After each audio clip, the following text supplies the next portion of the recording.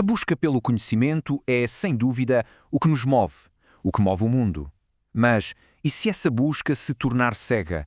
O que acontece quando a curiosidade vira crueldade e, de repente, um laboratório se transforma numa autêntica câmara de horrores? Isto que acabaram de ler não é ficção. É um facto, histórico, documentado.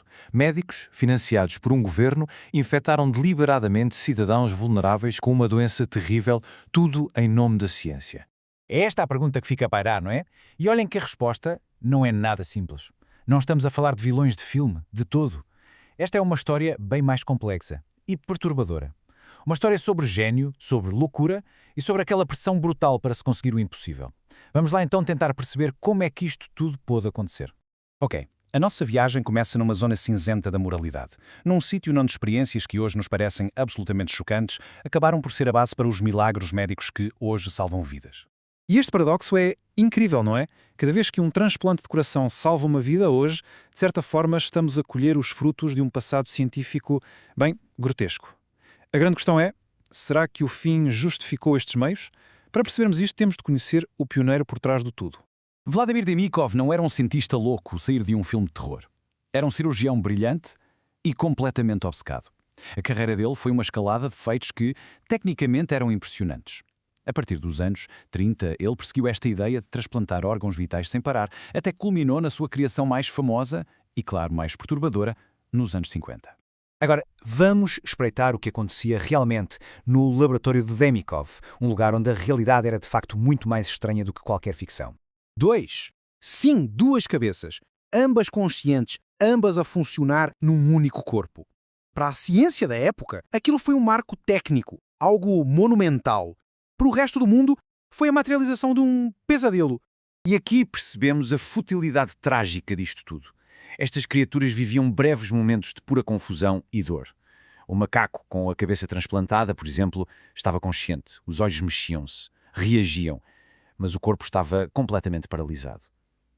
Estas experiências deixaram-nos uma pergunta que ainda hoje ecoa.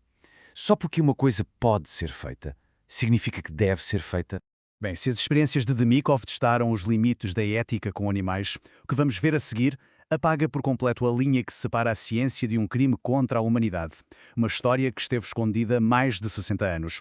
Ora, entre 1946 e 1948, o Serviço de Saúde Pública dos Estados Unidos foi para a Guatemala. E quem é que eles escolheram para estas experiências? Pois é, exatamente as pessoas mais vulneráveis da sociedade. Prisioneiros, soldados, doentes mentais. Estamos a falar de pessoas que não eram sujeitos de investigação, eram vítimas. Vítimas que foram infectadas de propósito, com métodos de uma crueldade que até custa a descrever. Foram enganadas, usadas, da forma mais desumana que se possa imaginar. E aqui está o detalhe mais revoltante de todos. Todo este sofrimento, toda esta violação da dignidade humana não serviu para absolutamente nada. Zero avanços médicos. Os resultados nunca chegaram a ver a luz do dia. Foi um ato de pura crueldade, disfarçado de ciência, que depois foi simplesmente varrido para debaixo do tapete. Isto traz-nos de volta à nossa pergunta inicial. Porquê? A sério, o que é que se passa na mente de uma pessoa para planear e executar uma coisa destas? A psicologia dá-nos umas pistas, bastante inquietantes. A investigação sugere que certas pessoas têm uma maior propensão para cometer atos destes. São pessoas com traços elevados do que se chama a tríade sombria. Imaginem um estratega sem escrúpulos, um líder totalmente egocêntrico e uma pessoa incapaz de sentir remorsos. Tudo junto, no mesmo indivíduo. Agora coloquem essa pessoa num ambiente científico com pouca supervisão e poder ilimitado. O potencial para o desastre é incalculável. Mas atenção, não se trata só dos líderes. A famosa teoria de Milgram mostrou-nos uma coisa assustadora. Pessoas perfeitamente comuns podem ser convencidas a fazer coisas terríveis se uma figura de autoridade lhes disser para as fazer. A responsabilidade parece que se dilui. Como? Com aquele perigoso mecanismo de defesa. A culpa não foi minha, foi do sistema, ou eu estava só a fazer o meu trabalho.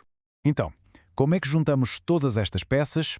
O que é que cria o ambiente perfeito para que a ciência se transforme num monstro? Pois bem, não é um único fator, mas sim uma combinação tóxica. É a pressão para ser o primeiro, para publicar, misturada com o poder absoluto sobre populações que ninguém vai defender. Tudo isto, muitas vezes liderado por pessoas que talvez não tenham uma bússola moral e apoiado por um sistema que recompensa a obediência cega. É assim que os monstros são criados. Então qual é a nossa proteção? Para muitos pensadores, a resposta não está só em ter mais regras, mas numa mudança fundamental de mentalidade. O conceito de cosmovisão diz-nos que a ciência precisa de uma bússola moral interna. Precisa de reconhecer que está a lidar com vidas e não apenas com dados. E precisa de aceitar a sua própria sombra, o seu potencial para o mal, para assim conseguir controlá-la. E isto atira-nos diretamente para o presente. Hoje, temos nas nossas mãos ferramentas muito mais poderosas do que Daimi Kaf ou os médicos na Guatemala alguma vez sonharam. Nós podemos, literalmente, reescrever o código da vida. A pergunta que fica no ar é: será que aprendemos mesmo a lição? Ou estamos destinados a ver a história e os seus horrores a repetirem-se em laboratórios novos e muito mais sofisticados?